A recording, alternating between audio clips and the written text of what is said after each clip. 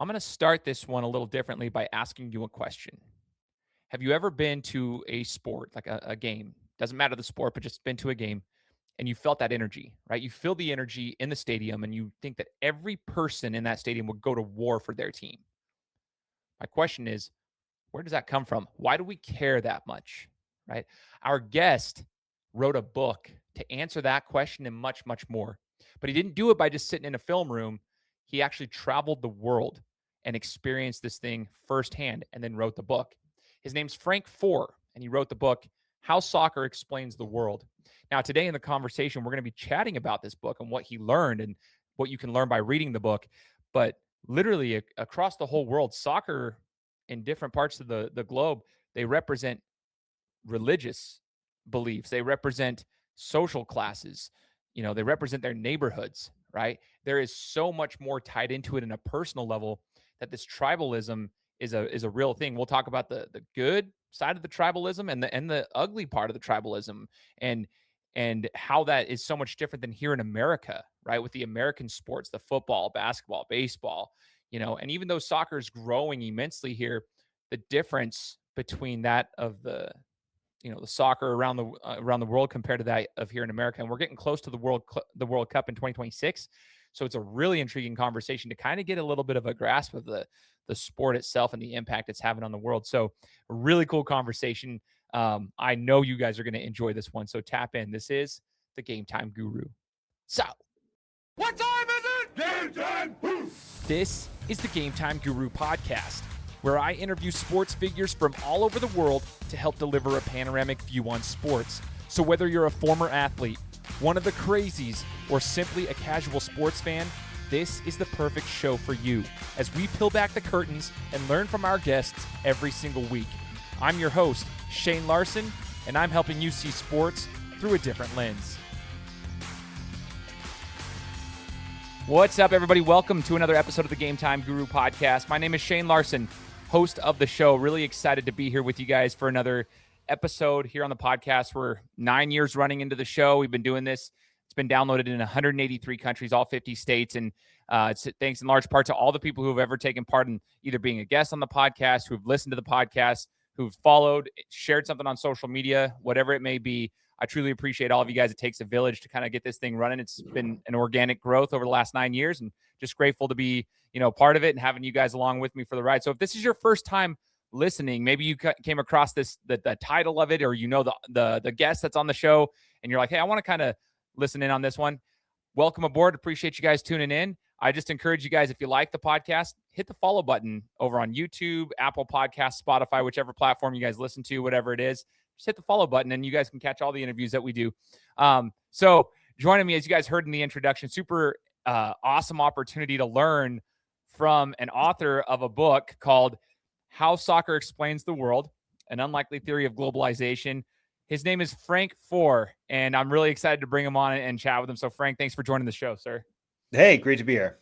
Heck yeah, man. This is super cool. So Frank, I was trying to think about how I could get into the podcast here with your experience. And, I've glimpsed over the book since I have a copy right now. And it's at the time of this recording, it's going to be launching here shortly in the next couple of weeks. So at the time that this launches, the book should be ready. Talk to us about what I guess was your inspiration behind writing this book and diving into it yourself and on to this capacity. Well, so this book I wrote actually, almost 20 years ago. And so this book is being re-released for the 2026 World Cup. And it was one of the craziest things that I think has happened to me in the course of my career, because I wrote this when I was a super young guy and it just kind of came together. I didn't get a whole lot of money from a publisher to do it. And it kind of just took off on me, because just put yourself back 20 years ago. The game was kind of, it's been here forever and ever, but it was just kind of starting to kind of crest then. There was no NBC SN doing the Premier League every weekend. And so the game had a following here, but it was very niche. It hadn't exploded in the way that it had. And so I set off, I went around the world And I was just, when I pitched the book, I said, this is kind of a crazy idea, but I feel like the best way you could introduce people to a lot of the rich topics about the way that our world operates is to look at the game of soccer, because it's still this way, but it was even more so when I wrote the book. It was kind of this laboratory. It was at the forefront of the way that the world was changing, that the game had been this thing that was very local. London has 8 teams, each represents a different neighborhood. If you go into almost every city in Europe or Latin America, there are multiple teams, and each one of them represents something almost like a community, like a neighborhood, a social class, a slice of the population. And yet they've kind of been stitched together, and they have these global followings, and they've become these big businesses. Now they're owned by countries. And so I wanted to use the game in my travels through the world as a way of talking about these big things, but in a way that felt like people could latch onto, because it was about sports, it was about people, it was about coaches, it's about players. Man, I love it, dude. So that's so cool to me. The reason I even started this podcast 9 years ago, Frank, was because I always show, like, I've been around athletics my whole life. I am super intrigued with how the parallels between sports and life are. And so just seeing your way of doing this in such Yeah, a cool way is just thank you. incredible. That's why I geek out over this thing. I think that's amazing. I watched a movie, and you might be familiar with this. It was called The Green Street Hooligans. And I watched this movie back probably about 20 years ago. I can't remember how long ago it was, but it's been a minute. And I remember even then, like, getting a little bit of a glimpse of, like, oh, how soccer is the hooligans, and how the tribal nature of it all, Yes. right? And then it was shortly after that I served a church mission for the Church of Jesus Christ of Latter-day Saints. I went to Brazil for 2 years. And all I knew was America, man. I didn't know anything. I was football, basketball, boxing. I didn't play baseball, but I knew baseball. When I went to Brazil, Frank, this is when I really started to understand, oh, I was there for 2 full years, just like watching just how soccer kind of was and how they operate. So, like, just understanding and seeing how you're putting the It's so parallels. interesting you say that, because I'm Jewish. When my book came out, BYU basically was like, we're signing this book as one of our everyone reads books in college, Yeah. because I think that the experience that you had is kind of typical for a lot of Mormons who go out on missions, because they're going to other countries and they're encountering other cultures, and the game becomes this way to kind of connect to a place. And so Yeah. that was actually a pretty great experience for me coming to BYU and being able to talk about my book with that audience. Oh, cool, man. That's awesome, man. That's super cool. But yeah, man, I love the idea of it all. And then just soccer in itself, it's so true. Just everything that you're saying. So I want to dive a little bit further into it. So just for the people who are listening, from my understanding, the world, we talk about, like, this globalization, and soccer kind of shows you the tribal piece of it. So, like, I guess the way I'm going to try to frame it is, like, most people, they think that the internet and global business world would make us all feel more connected and similar, but, like, I guess you looked at soccer and found that it was more tribal, not less. So how does that happen, I guess, is my question. So can you dive into that a little bit, just with all your studies? Yeah, I mean, I think it's like, in some ways, as the world gets more connected, people um, cling to the things. It's not just cling; Sure. they kind of savor, they take pride in the things that make them different. And so it's like, as opposed to erasing us again of in our identities, I think the paradox almost is that it makes us more acutely aware of the things that make us different. And so in the realm of soccer, I was just fascinated by, you take something like Barcelona, which has been one of the most successful teams of the 21st century. Leo Messi came up through Barcelona. They've won multiple Champions Leagues. They reinvented the game of soccer in this century. Barcelona's always been at the forefront of reinventing the game of soccer, but Barcelona's identity is very specific, because it's Barcelona's part of Catalonia, and Catalonia has never considered itself fully to be part of Spain. And during the dictatorship in the 20th century, Barcelona and Catalonia were very proud of they wanted to protect their language, which is different from Spanish, and they wanted to protect their culture. and there was a lot of repression, and it was hard to do that. But the soccer stadium was one place where it was kind of impossible to crack down, because you have a stadium full of people singing songs in a different language. You're not going to arrest them all. And the game, and they were very successful. And so the dictatorship tried to rig the system against Barcelona in the 20th century, but they persisted. And that sense of Catalan identity and difference is still embedded within Barcelona, even as it's become this global brand identified with these superstars. So that's kind of the best example that I could probably say to you. Wow, that's a fantastic example. That's a big one. And I bet the casual fan, even like, dude, I bet people didn't even know that. You know what I mean? Like the people that are kind of like just being introduced to like, oh, they know who Barcelona is because it's become the global like brand and whatever, but they don't know the backstory of it, which props to you for sharing that. That's so cool. One of the things can I give you just another example yeah, while we're at it? please And do this it. is a little bit more recent, which is that if you were to look at the English Premier League, one of the teams that has the strongest senses of local identity is Newcastle United. That it's kind of tucked away in this very gritty industrial part of England, and the expression of Cole's Newcastle. It's like it was sooty, it was working class, and now it's owned by the Saudi Arabian private sovereign wealth fund, and so it's owned by the state of Saudi Arabia. So you take this thing that's like so specific, so particular, so local, so much part of a city's identity, which is distinct from kind of a general English sense of identity, and it's now owned by this foreign government that has its own very specific reasons for owning it. The Saudis, are trying to. Saudi Arabia is kind of the heart of the fossil fuel economy, but they're looking for ways to diversify because they know that the age of fossil fuels is probably going to come to an end at a certain point. They've got a reputation that they're trying to tend to, and so it's like it's good PR for the Saudis to own a soccer club, especially if it's one that they can turn into a winning soccer club. And so you have this kind of bizarre thing. When they bought the club, you had these people from Newcastle who've got this accent. They call themselves Geordies, and they showed up kind of dressed like Saudis in order to greet their new owners, and who they treated as kind of messiahs because they were coming in and rescuing their team, which hadn't been doing well, and they were prepared to spend money on it. And so that's just part of the interesting way in which all of these trends, which you think would be in tension, find some sort of way to sync up. Man, this is cool, dude. Like someone like yourself, like I love this. I could listen to your stories all day, man, because you've done this research and you can like actually explain it and articulate your words properly. This is sick, dude.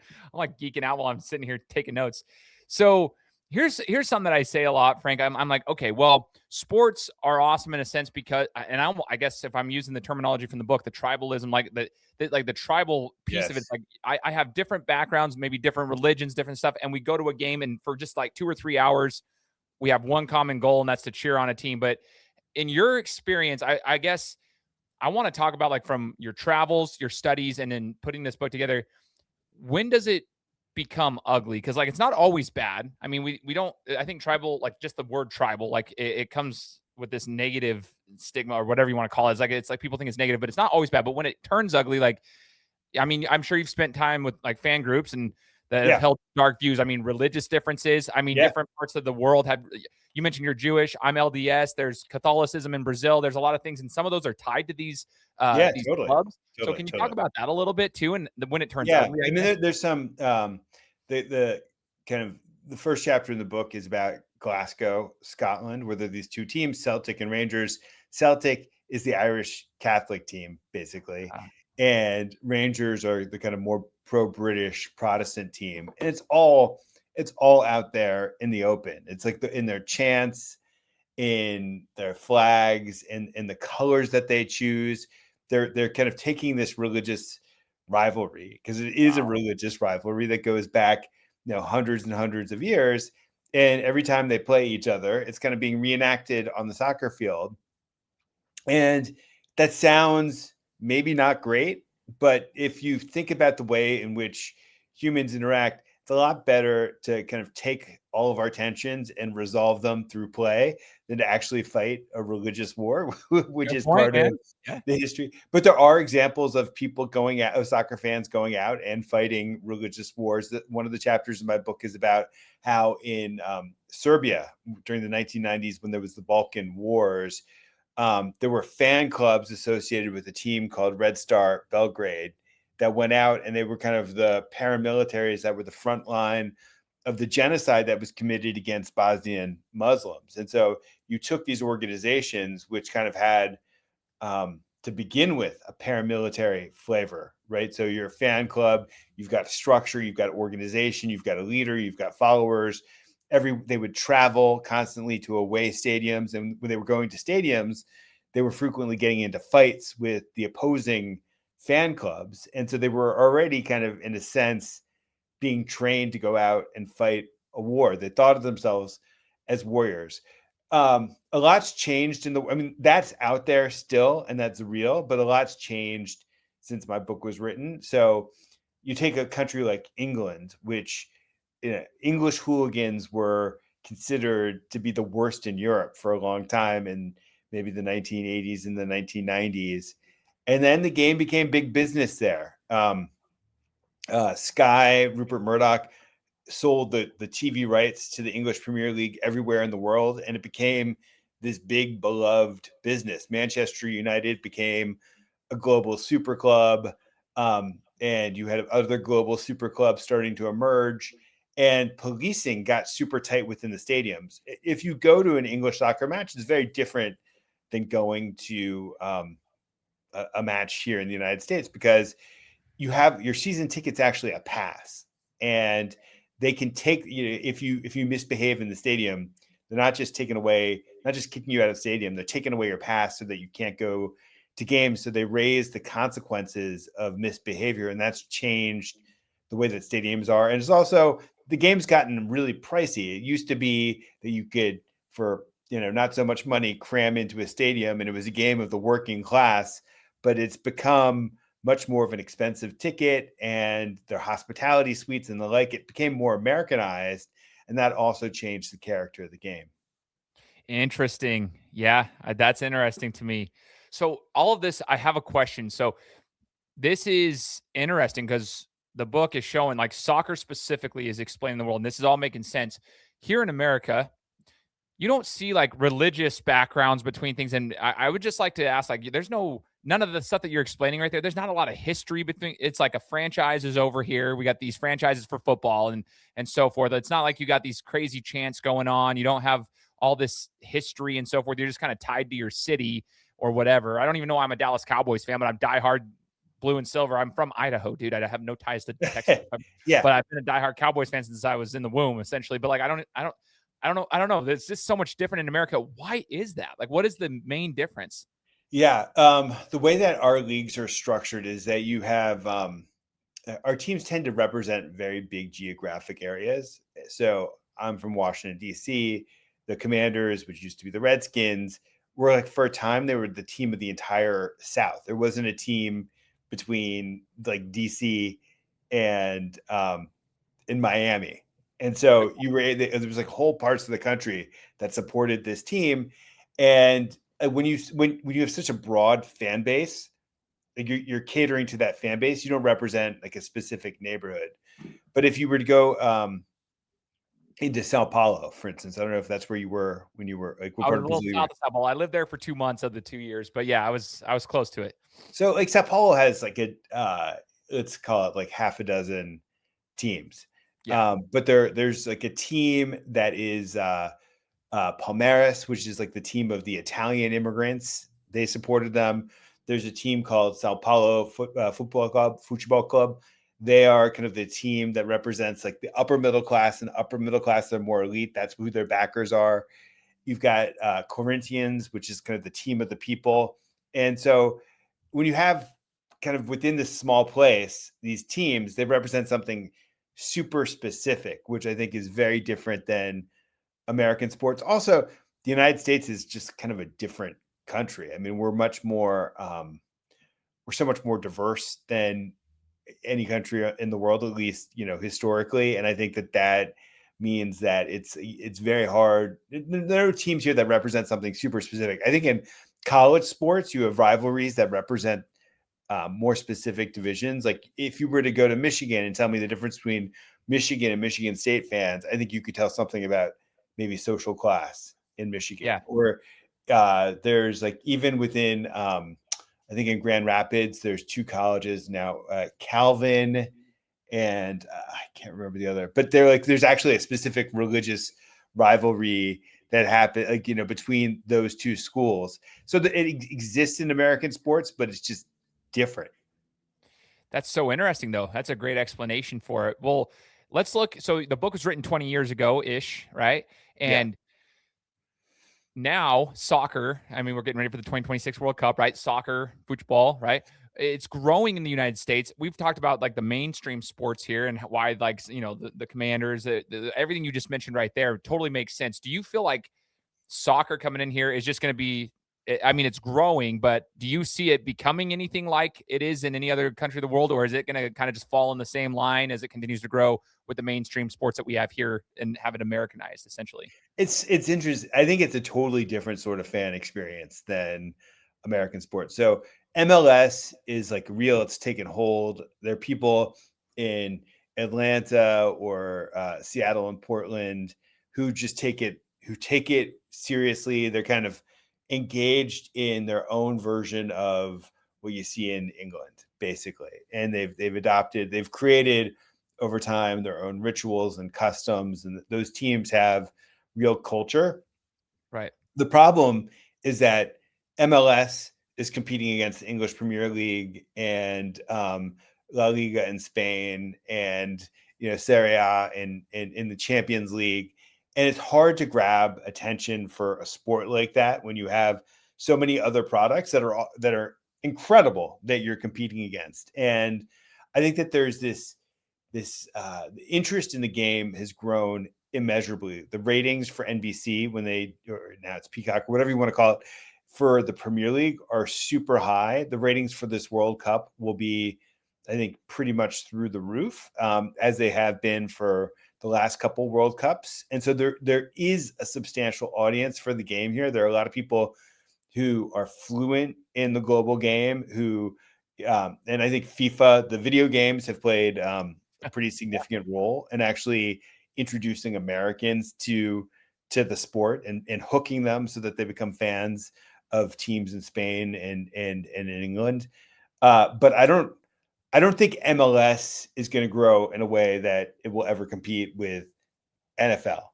But I think the cumulative interest in soccer will be something that kind of sits alongside those other sports. It's a good point. I do have a question for you there on that front too, because people have asked me, when you go to Brazil, I'm like, dude, the levels to the game, just the levels of athleticism in Brazil compared to here. I'm like, dude, we're not even close. Like from our soccer players to their soccer players. I'm like, dude, where I'm from, what's funny, Frank, is like, we have a lot of Mexican culture around in our same valley where I'm from here in Idaho. And so we always like the schools that had a lot of Latinos playing on their schools for soccer, we thought they were just so good. But when you go to Brazil, they actually they made fun of me for saying that the Mexican soccer players were really good because in their mind, like, they're terrible. I'm like, what? And it's just because they're levels above. But my point is that I'm just like, I always tell people, I'm like, well, our best athletes play other sports. Like if LeBron James was playing soccer and he did it his whole life, I mean, 6'8", 260, it might be a different story, but our best athletes aren't playing soccer. It tends to seem so. Like, I don't know. I don't know if I agree with that. Oh, really? I mean, Okay. I think that was true a while back, but the United States is a massive country with a massive pool of athletic talent. And so, if what's the end game for a lot of these sports? It's getting into college. That's the way that it's very distinctive about the United States. And so, because soccer is seen as a good, there's like this very established architecture. It's like the pathway for playing soccer to getting into college is super clear. There are these academies and these travel teams, and so I do think the quality of athletes that we attract is extremely high. I think that we don't have the same culture that Brazil has. So like Brazil, kids play pickup soccer from the start. Here, you get stuck in like to a rec team and a travel team. It's all in a team structure, and I think part of that just takes away the creativity. Like when you play pickup basketball, you learn how to improvise and you learn how to do things that kind of creatively. And I think that we professionalize soccer here way too early. So you're starting to play within, and we just don't have the geniuses. We don't have the creativity. It's not a question of skill as much as it is of brains. Man, Frey, that's actually a great point. I'm glad you challenged me on it too, man. That's awesome because I never thought of it that way, but that totally makes sense. Totally makes sense, dude. That's awesome. Frank, when you were writing the book, I had a question that I was gonna ask you. Was there anything that like genuinely shocked you? Like something like you're like, oh, like that's crazy. Did anything shock you, or was it all kind of expected while as you were kind of putting things together and researching and traveling and seeing all these things? I was shocked every time I went out. I mean, this is like, I mean, you know this from kind of the travels that you've done. It's like when you, one of the things I loved about doing this book was every time I would go to a new place, I would think I understood it because I'd read a lot or I thought and then I'd start meeting people, and then all of a sudden there were layers upon layers, and I kind of found myself in situations where I just I felt very much like an outsider, and so I'll give you some examples. When I talked to you about Scotland before. Mhm. There were all these people who would come over to Scotland from Northern Ireland. And so in Northern Ireland, religious wars are actual wars, right? There was this history of terrorism and violence and paramilitaries, and uh, people would come over to watch the games because there isn't like a developed soccer league in Northern Ireland. And so I took the ferry back after one of these games to Northern Ireland, to Belfast, and I met these hardcore fans, and I got to spend time with these hardcore fans, and they were both lovely people, and they took their kind of religious sectarianism super seriously. And I remember, just being with them as they're getting drunk on the ship back, and they took me in as one of their own, and they were Protestants, and they were like, Frankie is what they started calling me. Frankie, say F the Pope. They were like pressuring me to like become Oh, part of their tribe. Or when I was in, I told you about in Serbia, like I went to go meet with the people who were part of these fan clubs that had gone off and done extremely violent things, and there was the same thing, and they were like pressuring me to make these Serbian nationalist salutes that they were pressuring me to kind of join, like show that I was a member of their tribe, or it was this trying to intimidate me in some sort of way because that was their code. So I was sometimes in situations that I found kind of threatening or violent. sure. Didn't expect that when I went out and was doing this. Or give you another example. I ended up in Ukraine when I was writing this book, and part of the reason I did it was when I was watching the 2002 World Cup. I was so intrigued that there were all these players from on the Nigerian national team who were playing in Ukraine, and I was like, wow, Ukraine at that stage was totally post-communist. It felt like it was barely integrated into the global economy. I thought it would be interesting to go see what that was like. So I went to Western Ukraine, which is very nationalistic, and I got to hang out with these Nigerians. And it turned out the Nigerians weren't very good soccer players. They were just like kind of sold by corrupt agents, and they were circulated around the soccer economy in a way where somebody was getting rich by overselling things, and it had caused all of this tension with the local Ukrainians who felt like these Nigerians were taking place of their own boys, preventing them from participating in this team that represented their community. And that was an incredibly sad experience because I was, uh, hanging out with these Ukrainians these Nigerians in their kind of shabby apartments in the middle of Ukraine, where people weren't super excited to have them. Oh, dude. Holy cow. Those are experiences. Man, I'm actually like, I envy you in the sense of like, that's a really cool thing that you got to experience, because that's like, no one would know that stuff unless they experienced it. And I'm glad that you put it into a book form, because everything about like how soccer explains the world, that's stuff that we should know. And I think it's really cool that you took that lens on it and are providing that viewpoint, giving us those those lenses to look through. Frank, tell us about like, so knowing all this now, having studied it, being part of it, now having experienced that in multiple times, like various things, like you just mentioned, even threatening situations in the course of your studies. Did it change how you view the sport itself, even as a fan? Did that change how you kind of view and watch and cheer, even as a fan? Because some of it seems kind of nasty and dark, some of it doesn't. Like, or did it amplify it a little bit?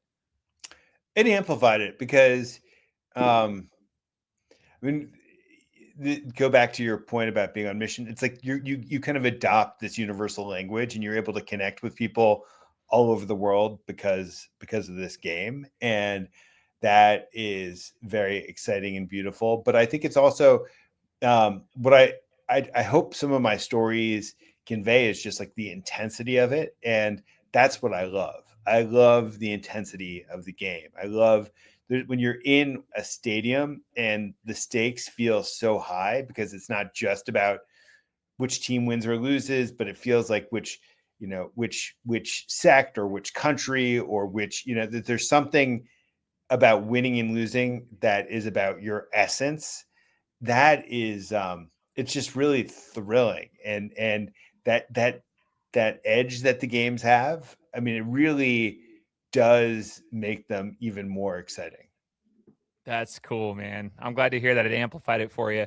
So for those who want to read your book, Frank, like where do they find it? And then what's I guess if I could ask one last question here, it'd be like, what's one big thing you hope that those who do read your book take away from this experience of reading this, like this book? Like what do you want them to take away from reading this?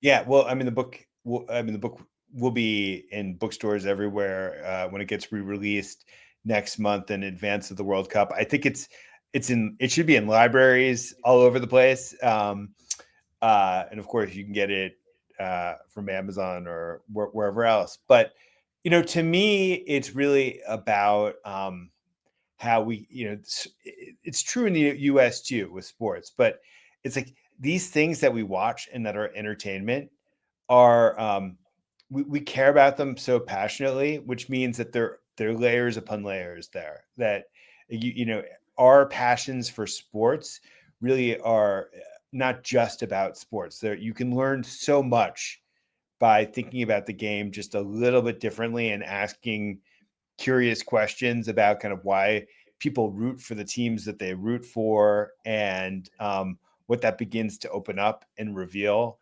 And what I love about soccer is its authenticity, that these clubs have existed for the most part, for more than 100 years or more, that they have these rituals and traditions that are so specific to each club, and that there's something really special about that. And I remember when I watched my first World Cup as a kid, which was, it's going to date me. Like I was a little kid in 1986. It was on Wide World of Sports on ABC, and I just remember looking at kind of the craziness of the fans and thinking that is awesome. Like I really, like I wanted to understand why people could behave the way that they behaved when they watched a soccer game. And I just, that authenticity and the fact that it manages to survive despite the fact that these clubs have become global brands, I think is a really wonderful thing. So cool, man. That's awesome. I'm going to encourage everybody who's listening to this to snag yourselves a copy of the book.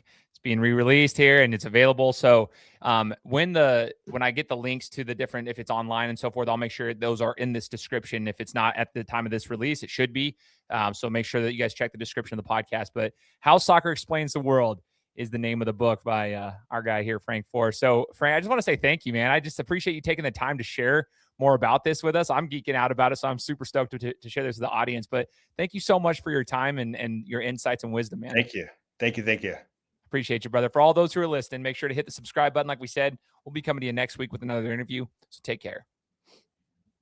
Guys, thanks so much for listening to another episode of my show. Now, if you could go and do me a favor, head over to iTunes, give me 5 stars, and leave me a review. It would be greatly appreciated. Thanks, guys. Appreciate your support.